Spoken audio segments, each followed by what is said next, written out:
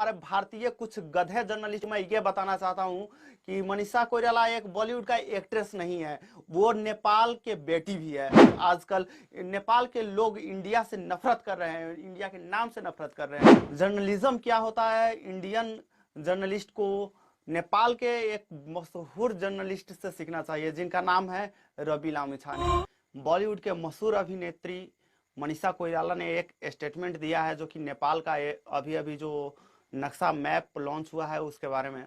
और उन्होंने एक ट्विटर किया है, ट्विटर पे ये स्टेटमेंट दिया है कि जो कि नक्शा नेपाल ने पास किया है वो एकदम सही है, और चीन, नेपाल और भारत को एक साथ मिलकर इस मसले को सॉल्व करना चाहिए। तो दोस्तों, इस स्टेटमेंट पे भारतीय मीडिया बहुत चढ़ा बढ़ा के अपना न्यूज़ दिखा रहे हैं, और बहुत सारे ऐसे ऐसे न्यूज़ बोल रहे हैं, ऐसे ऐसे वर्ड यूज़ कर रहे हैं जैसे कि अब बहुत बड़ी बात उन्होंने बोल दिया हो। तो दोस्तों, इसी के बारे में हम बात करेंगे, लेकिन वीडियो शुरू करने से पहले आप सबसे एक रिक्वेस्ट है कि पूरा वीडियो देखिएगा यार। पूरा वीडियो जब तक नहीं देखिएगा तब तक समझ में नहीं आएगा कि हम कहना क्या चाह रहे थे, और एक्चुअली में जो रियल फैक्ट है हम वही बात करने वाले हैं यहाँ पे। तो दोस्तों, प्लीज़ आप लोग से रिक्वेस्ट है, पूरा वीडियो देखिएगा, तब अपना जो राय होगा, अपना राय हमें कमेंट करके बताइएगा कि क्या हमने सही बोला या गलत बोला। दोस्तों, चलिए वीडियो को शुरू करते हैं। दोस्तों, मीडिया देश का चौथा स्तंभ होता है, जो कि देश की विकास करने में, डेवलपमेंट में बहुत बड़ा रोल करती है।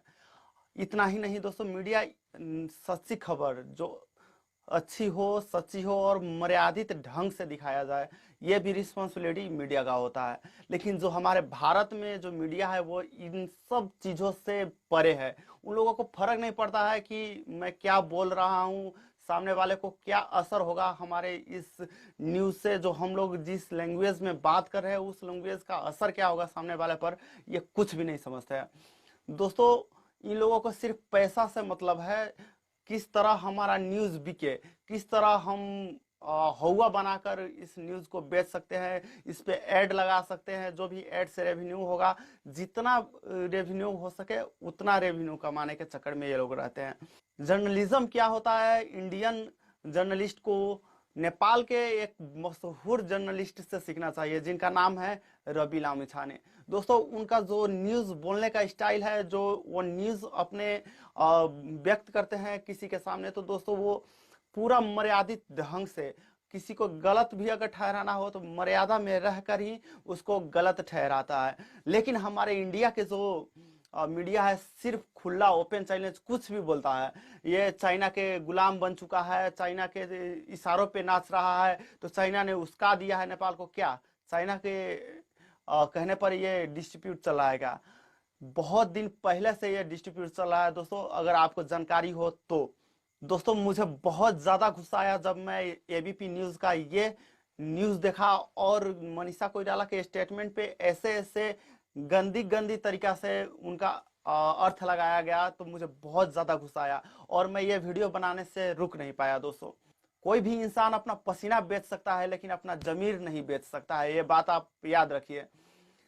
आप लोगों को समझना चाहिए, हमारे भारतीय मीडिया, सो कॉल्ड भारतीय मीडिया है, जो छोटी सी छोटी बातों को पहाड़ जितना बड़ा बताकर बहुत बड़े बड़े कंट्रोवर्सी करा देते हैं ये मीडिया। उनको मैं ये बताना चाहता हूं कि पसीना बेचा जा सकता है, लेकिन जमीर नहीं बेचा जा सकता है। और हमारे भारतीय कुछ गधे जर्नलिस्ट को मैं ये बताना चाहता हूं कि मनीषा कोइराला एक बॉलीवुड का एक्ट्रेस नहीं है, वो नेपाल के बेटी भी है। और नेपाल के बेटी ही नहीं, वो एक ऐसे फैमिली से भी बिलोंग करती है जिनके पूरा घर में राजनीति ही माहौल था।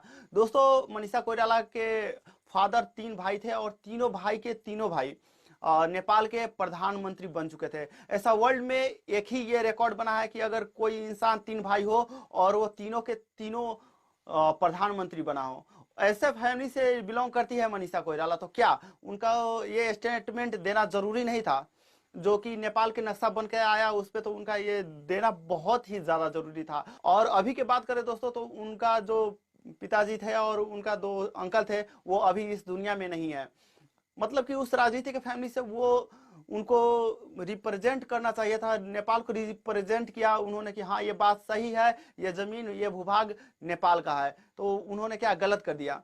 इंडिया के हमारे कुछ सो कॉल्ड जर्नलिस्ट है, अपना न्यूज बेचने के लिए कुछ भी छोटी छोटी बातों को बड़ा करके दिखा देता है। एक छोटा सा मैटर जो कि नेपाल इंडिया बैठकर इस मैटर को सॉल्व कर सकता था, इस मैटर को इन्होंने इतना बड़ा करके दे दिया है कि आजकल नेपाल के लोग इंडिया से नफरत कर रहे हैं, इंडिया के नाम से नफरत कर रहे हैं, सिर्फ इन कुछ गधों, कुछ ऐसे नकारा नालायक जर्नलिस्ट के चलते। हमारे ही देश के अक्षय कुमार बॉलीवुड के बहुत बड़े स्टार हैं, लेकिन वो अभी ऑफिशियल तरीके से भारतीय नहीं है, फिर भी वो भारत का सपोर्ट करते हैं क्योंकि वो जन्म उनका भारत में हुआ है। भले ही अभी वो विदेशी सिटीजनशिप ले चुके हैं, लेकिन अभी भी पूरे दिल से हिंदुस्तानी है। तो क्या मनीषा कोइराला ऐसे में नेपाल का सपोर्ट किया तो वो गलत किया। दोस्तों दूसरा एग्जाम्पल यह है कि अभी अभी शादी हुआ है प्रियंका चोपड़ा का अमेरिका में, और वो अमेरिका के अभी दुल्हन बन चुकी है, अभी सिटीजन वहां के बन चुकी है। लेकिन क्या उनके सामने अगर कोई इंडिया को गाली दे, इंडिया को कुछ गलत बोले तो क्या उनको बर्दाश्त होगा ये बात?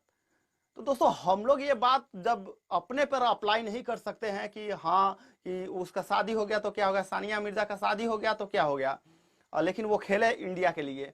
लेकिन अगर नेपाल के मनीषा कोइराला इंडिया में आया, अपना करियर बनाया और वो बोल दिया नेपाल के बारे में, अपने मातृभूमि के लिए सही बात बोला, तो क्या हम उनके अगेंस्ट आ जाएंगे?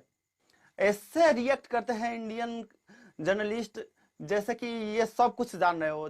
दोस्तों आप लोग क्या जानते हैं कि इसमें मनीषा कोइराला चाइना को नाम इन्वॉल्व क्यों किया था? क्योंकि मनीषा कोइराला ने चाइना को इन्वॉल्व इसलिए इस मैटर में किया है कि भारत ने ही सिर्फ नेपाल के जमीन के ऊपर कब्जा नहीं किया है, चाइना ने भी 150 से ज्यादा हेक्टर का जमीन नेपाल का अतिक्रमण किया है, उसे हड़पा है। तो दोस्तों ऐसे में उनका कहना एकदम बिल्कुल जायज था कि तीनों देश एक साथ बैठकर इस मामला पर डिस्कस करेंगे और इस प्रॉब्लम को सॉल्व करेंगे। तो क्या वो गलत थी? और दोस्तों हमारे इंडिया में एक बहुत बड़ी कहावत है, सत्य में विजयते।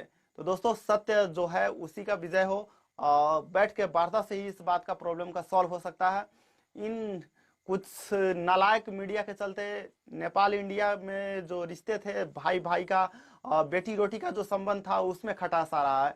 तो आप लोग से रिक्वेस्ट करते हैं कि प्लीज कुछ ऐसे नालायक मीडिया के चलते आप लोग पूरा इंडियन से हेट मत कीजिए, क्योंकि पूरे इंडियन, साथ में मैं भी आप लोगों से बहुत प्यार करते हैं, क्योंकि आप लोग मेरे नेबर्स हैं, हमारे नेबर्स हैं और हम आपके नेबर्स हैं, सुख दुख के साथी हैं हम लोग।